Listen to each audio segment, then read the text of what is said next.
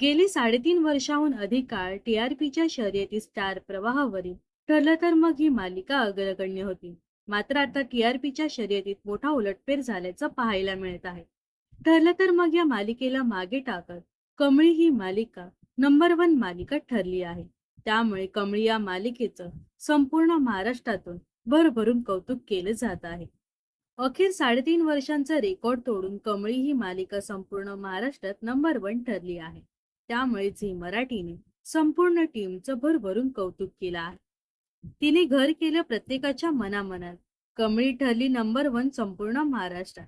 3.8 TVR सह मराठी मालिकांमध्ये कमळीचा number पहिला.